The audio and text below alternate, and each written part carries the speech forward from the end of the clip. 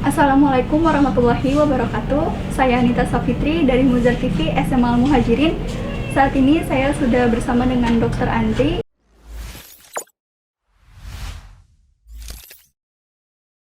Langsung saja kita sapa beliau. Assalamualaikum Dr. Andri. Ya, waalaikumsalam warahmatullahi wabarakatuh. Sebelum perkenalkan dulu nih, nama saya Anita Safitri dari Muzar TV. Di sini saya ingin berbincang-bincang mengenai kegiatan SCP ya, aktif ACF, ACF, ACF ya, ACF, ACF ya. yaitu Active Case Finding, benar? Oke. Selama 2 hari ya dok, benar? Ya betul, 28 2 hari ya. hingga 29 Maret. Dari kemarin ya. Oke. Oke. Nah, dengan adanya kegiatan tersebut tujuannya apa sih dok?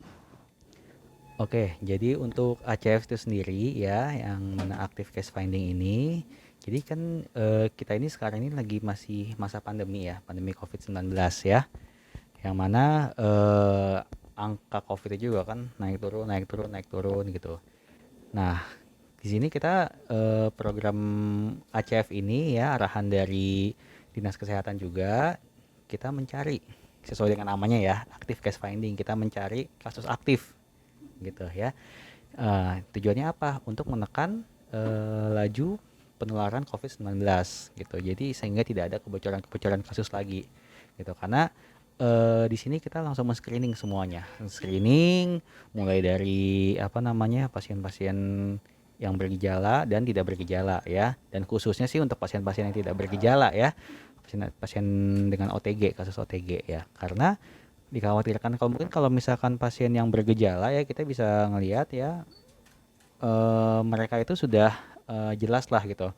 Mereka punya gejala-gejala yang mengarah ke arah COVID, kayak batuk, pilek, nyeri tenggorokan dan sebagainya ya. Dan itu bisa kita hindari ya dengan mudah. Tapi kalau untuk pasien-pasien tidak bergejala ya dikhawatirkan mungkin untuk dirinya sendiri mereka itu tidak masalah ya karena mereka punya daya tahan tubuh yang bagus.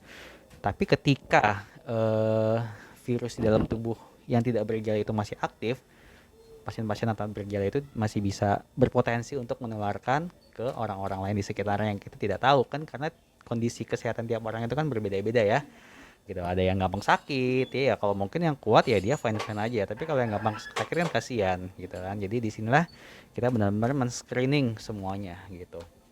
eh Kalau misalkan nanti ada yang apa namanya tertangkap lah gitu ya kasarnya. Jadi ya sudah di sini kita mulai melakukan penanganan terhadap pasien tersebut gitu. Tapi jangan diartikan ya kayak misalkan apa namanya kesannya kayak kita dapat apa gitu ya sesuatu hal yang negatif gitu, jangan. Tujuan kita di sini sama-sama baik kok ya. Di sini tujuan kita sama-sama mencari solusi untuk menekan laju pertumbuhan dari penyebaran COVID-19 ya. Jadi ketika kita terdiagnosa COVID-19 ya jangan panik, jangan parno, jangan khawatir ya.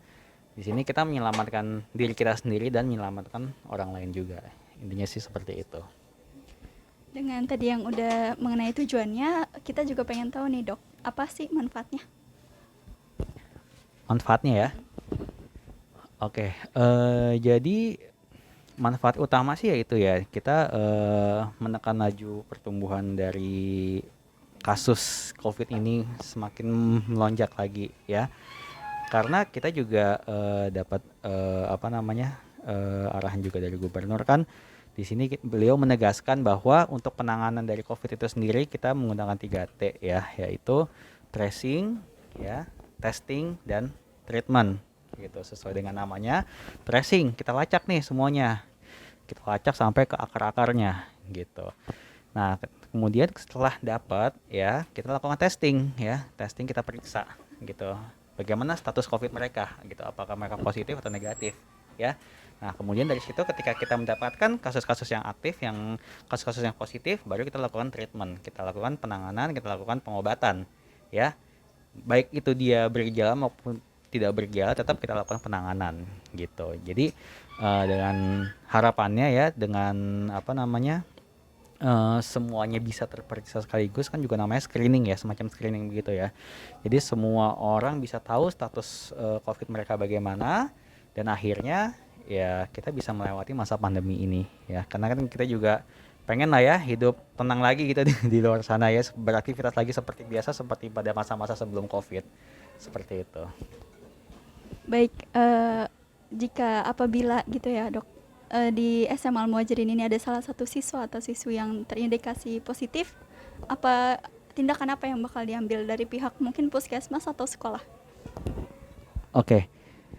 Jadi di sini kita dalam melakukan ACF ini ya, kita hanya fokus dulu ke pemeriksaan swab PCR ya. Jadi nggak perlu khawatir, nggak ada pemeriksaan aneh-aneh yang lain ya, karena kan mungkin apa namanya, pemikiran dari siswa-siswa atau mungkin orang tua murid ya dan sebagainya berpikiran ntar mau diapain sih ini gitu kan. Jadi jangan jangan khawatir dulu. Kita sini cuma melakukan pemeriksaan tes PCR aja gitu.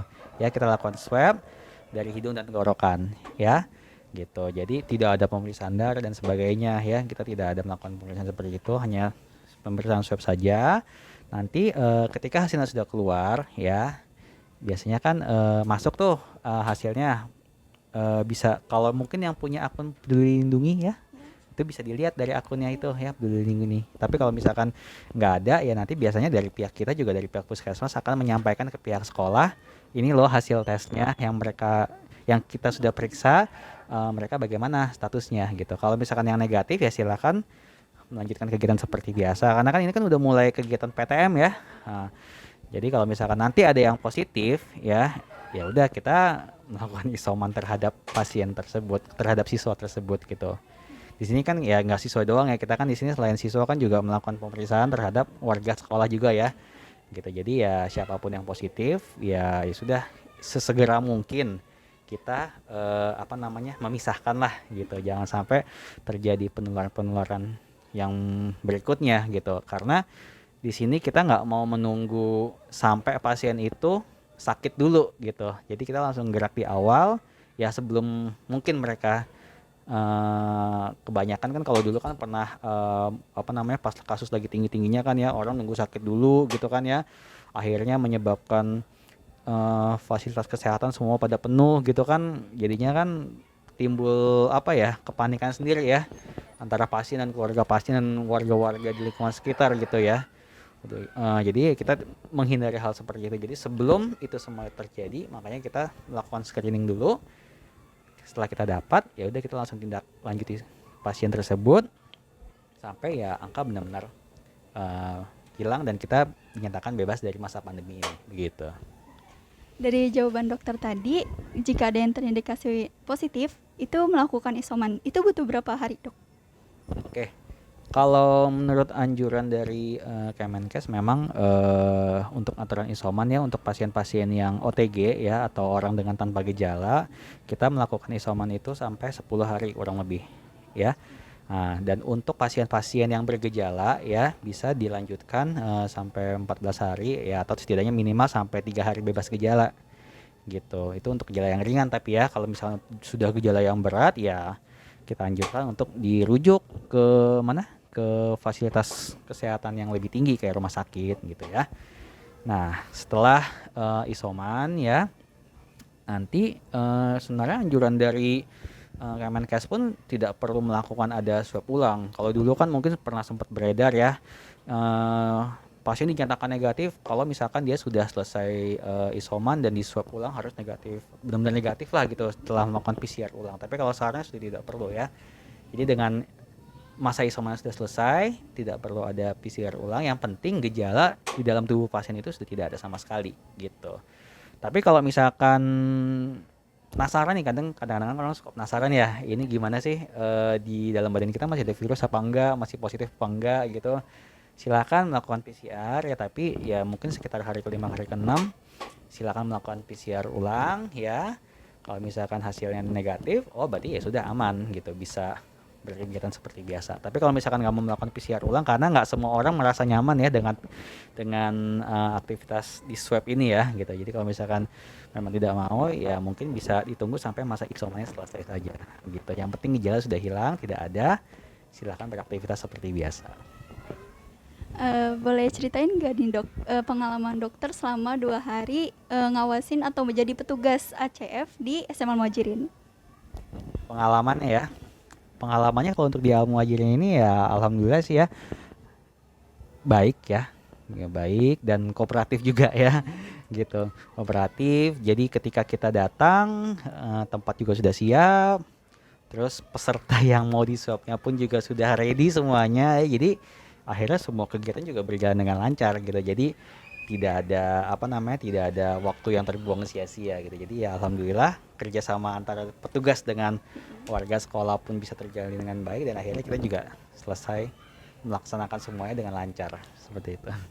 Kira-kira menurut dokter selama 2 hari nih, SMA Muhajirin itu mematuhi prokes nggak, Dok? Alhamdulillah sih ya mematuhi prokes ya. Alhamdulillah. Iya, alhamdulillah mematuhi prokes. Cuman ya tetap ya kita bantu aja saling mengingatkan. Ya namanya manusia kadang-kadang ada yang lupa, ada yang Lupa, khilaf ya. bener-bener. Gitu. Oke. Ya untuk hal-hal yang receh ya gitu. Kita kan tetap untuk menghindari apa namanya penularan itu kan tetap kita melaksanakan 3M. Apa aja?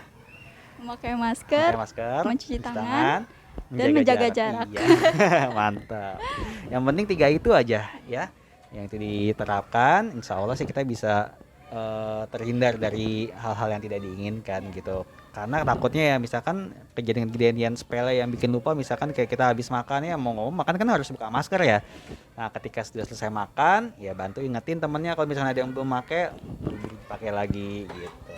Yang penting itu aja sih. Cuci tangan juga sama, mau dari mana-mana juga habis megang apa kan kita nggak tahu, kotor, cuci tangan jangan lupa gitu. Jaga jarak juga ya, mungkin kalau namanya PTM pasti jaga jarak gak susah ya, tapi ya sebisa mungkin ya selagi apa namanya masker tetap terpakai pun ya insya Allah semua bisa terhindari. Senang sekali nih sudah bisa berbincang-bincang dengan Dokter Andri yang sudah bertugas selama 2 hari di SMA Muhajirin. Terima kasih dokter sebelumnya sudah meluangkan waktunya nih. Iya, makasih banyak juga ya, semoga sehat semuanya ya. Allah, amin.